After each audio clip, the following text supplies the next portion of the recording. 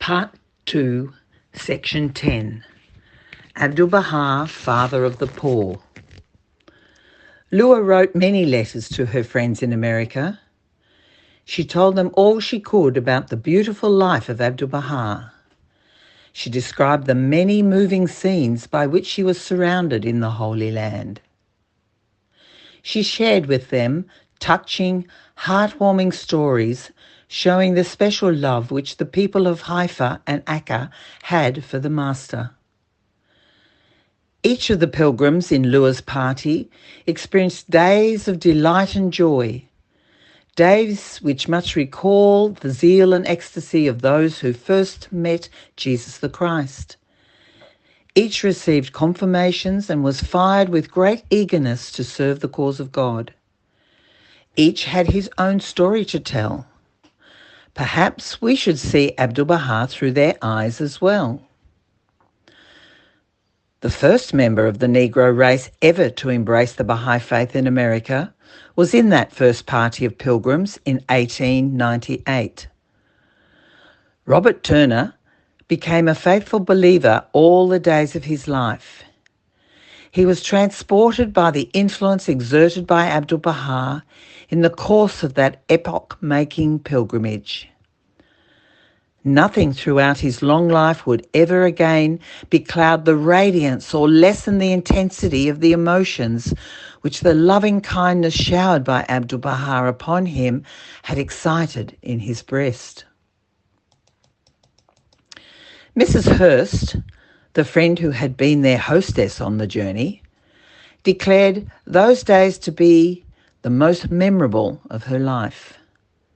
She described Abdu'l-Baha as the most wonderful being I have ever met or ever expect to meet in this world. She alluded to the spiritual atmosphere that surrounds him and most powerfully affects all those who are blessed by being near him as something indescribable.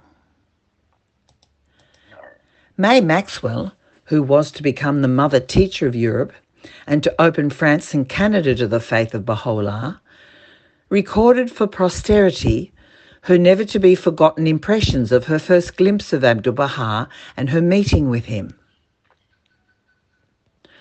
I can remember neither joy nor pain nor anything that I can name.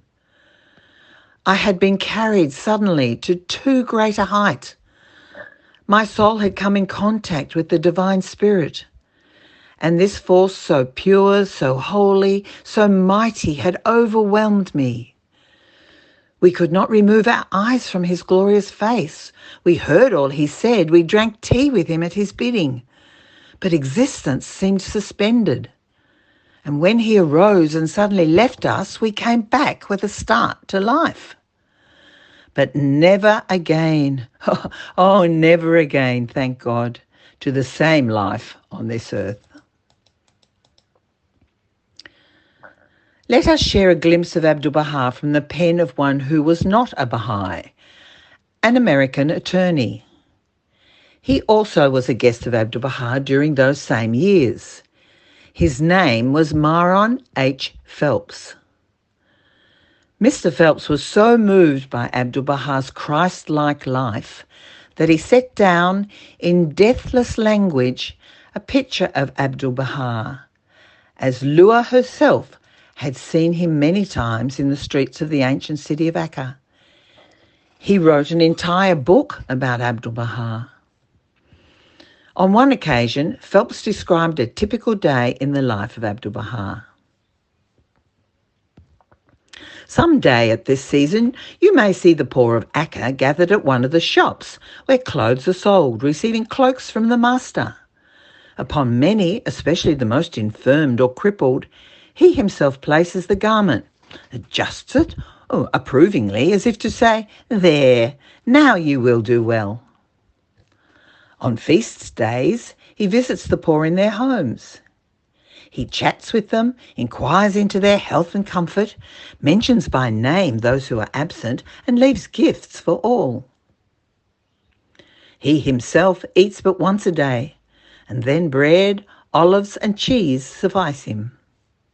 His room is small and bare, with only a matting on the stone floor.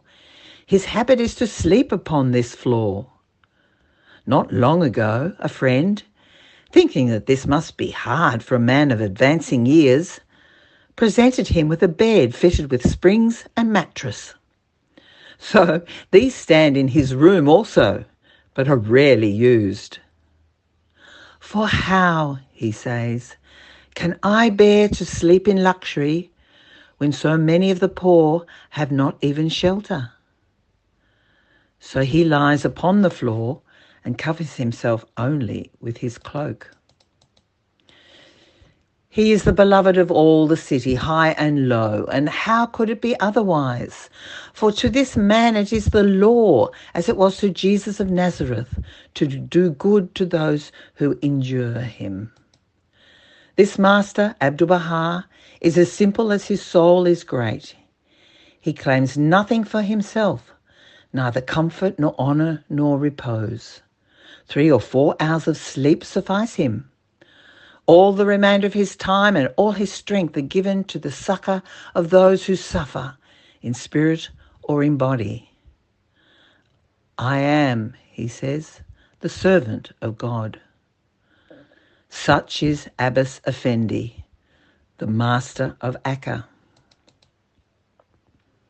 May Maxwell described vividly the day Abdu'l-Baha unexpectedly told them to prepare to go from Haifa to Akka. May was feeling ill. On Tuesday night, May later wrote, I told my spiritual mother, Lua, that the master evidently did not realise how ill and weak I was, or he would never have expected me to leave with the others on Wednesday morning. Oh, we of little faith. No wonder she smiled and shook her head, saying, You will soon realise something of the power of Abdu'l-Baha. And it was about dawn when I awoke, feeling myself stirred by a breeze. I cannot describe what followed, but through my soul was flowing an essence. A mighty, unseen force was penetrating all my being, expanding it with boundless life and love and happiness, lifting and enfolding me in its mighty strength and peace. Abdu'l-Baha assured that first party of pilgrims would, every soul, no matter how humble his station in life, win great victories for the cause of God. We can all serve in the cause of God, Abdu'l-Baha said, no matter what our occupation is. No occupation can prevent the soul coming to God. Peter was a fisherman, yet he accomplished most wonderful things. But the heart must be turned always towards God, no matter what the work is. This is the important thing, and then the power of God will work in us. We are like a piece of iron in the midst of the fire, which becomes heated to such a degree that it partakes of the nature of the fire and gives out the same effect to all it touches. So is the soul that is always turned towards God and filled with the Spirit.